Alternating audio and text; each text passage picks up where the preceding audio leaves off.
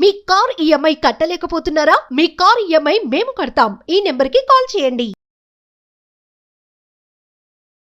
నమస్తే, welcome back to Suman TV. నేను మీ సంజయ్. ఇప్పటి వరకు డిజిటల్ అరెస్టులు చూసాం, డిజిటల్ పరంగా ఎన్నో మోసాలు చూసాం.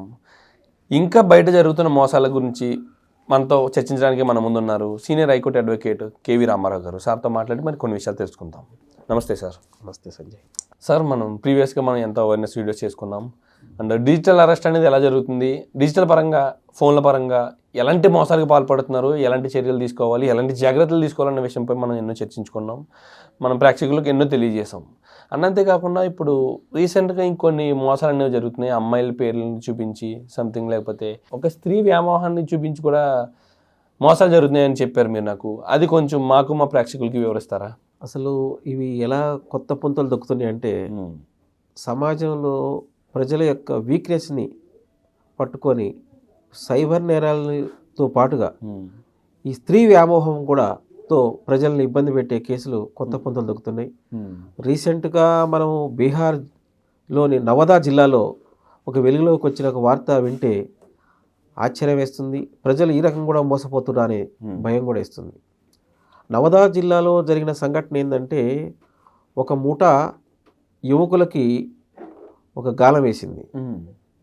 ఏమని చెప్తుందంటే ఆ మూట, వాళ్ళకి ఎవరైతే భర్త లేని, పిల్లలు లేని యువతులు, స్త్రీలు ఉంటారో, పెళ్ళైన స్త్రీలు ఉంటారో, వాళ్ళని ప్రెగ్నెంట్ చేస్తే మీకు 10 లక్షలు ఇస్తాం.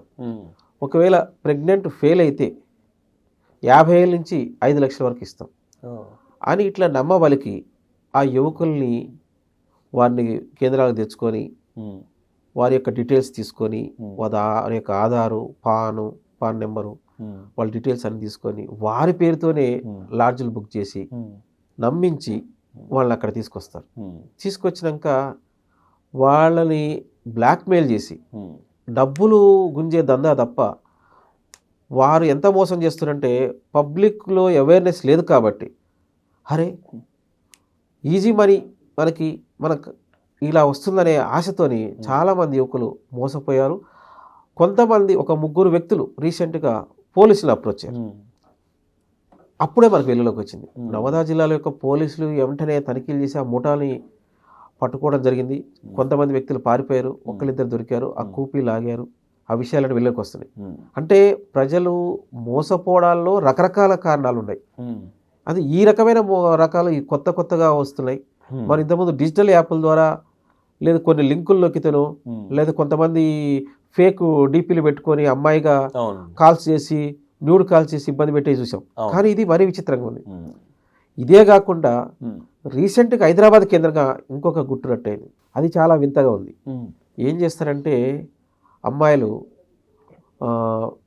అబ్బాయిలతో ఎలా ట్రాప్ చేస్తారంటే, నిజంగా అసలు అమ్మాయి కాదు, అబ్బాయి అయి ఉండి అమ్మాయి ఫోటో పెట్టుకొని ఒక వ్యక్తికి ఫోన్స్ చేస్తూ ఉంటుంది.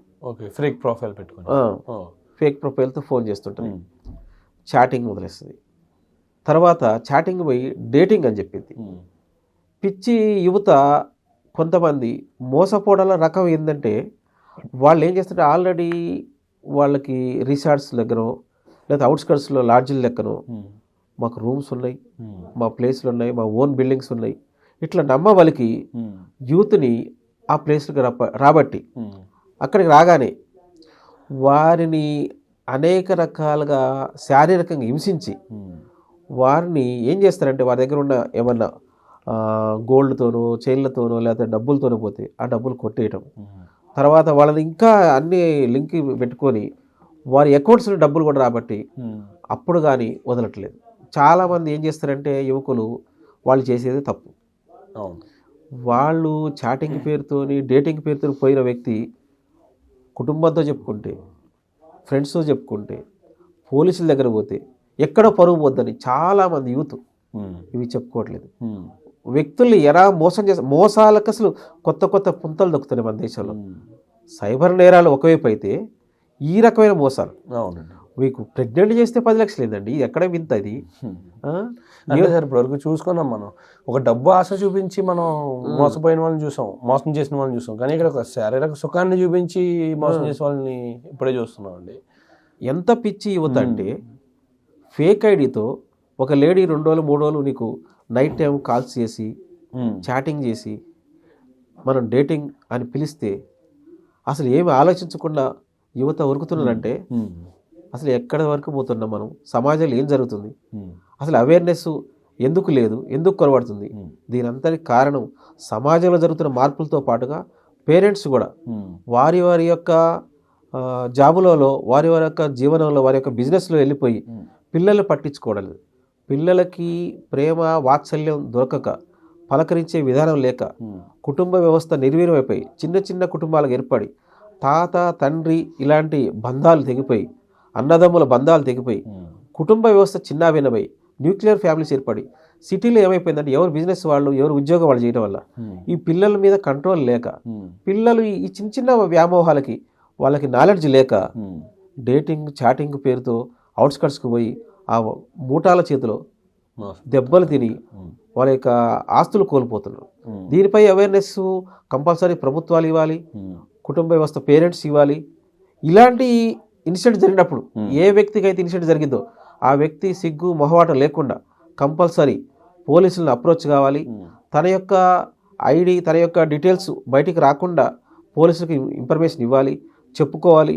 ఇలాంటి వ్యక్తులు ఇలాంటి దుర్మార్గాలకు పాల్పడతారో అలాంటి వ్యక్తులకు శిక్ష పడేలా ఎవరైతే నష్టపోతారో, ఎవరైతే ఇబ్బంది పడతారో వాళ్ళు చెప్పకపోతే సమాజం ఇంకా మోసపోతారు. ఏం యూత్ మైండ్ సెట్ ఏ విధంగా ఉంటుందంటే ఇన్స్టెంట్గా వచ్చే మనీ కోసం ఆశపడిన ప్రతి ఒక్కరు మోసపోవడం చూస్తున్నాం మనం. ప్రతి ఒక్కరు కూడా ఇది ఒకటి గుర్తుంచుకోవాలి. తక్కువ సమయంలో వస్తుంది, శ్రమ లేకుండా వస్తుందంటే ఖచ్చితంగా అక్కడ ఏదో మోసం జరుగుతుందని భావించాలి. కానీ ప్రతి యూత్, ప్రతి కుర్రవాడు, ప్రతి పిల్లవాడు అండ్ ప్రతి అమ్మాయి కూడా డబ్బు చూపించి వ్యామోహ పెట్టిన సంథింగ్ వేరే వాటి గురించి వస్తువులు చూపించి వ్యామోహ పెట్టిన ప్రతి దాంట్లోని కూడా మోసం జరుగుతుంది అనేది గుర్తుంచుకోవాలి. అది ఎంతవరకు నిజం అనేది వాళ్ళు కూడా ఎంక్వైరీ చేసుకుని, వాళ్ళు కూడా రీసెర్చ్ చేయగలిగి ఇలాంటి విషయాలు తెలుసుకోగలిగితే ఇలాంటి మోసాలు అనేవి తగ్గడం జరుగుతుంది సార్. అండ్ ఇలాంటి డిజిటల్ మోసాల గురించి, సైబర్ క్రైమ్స్ గురించి మరికొన్ని విషయాల్లో అవేర్నెస్ వీడియోస్ చేసుకుందాం సార్. అండ్ ప్రతి ఒక్కరికి కూడా అవేర్నెస్ అనేది ఇద్దాం మనం.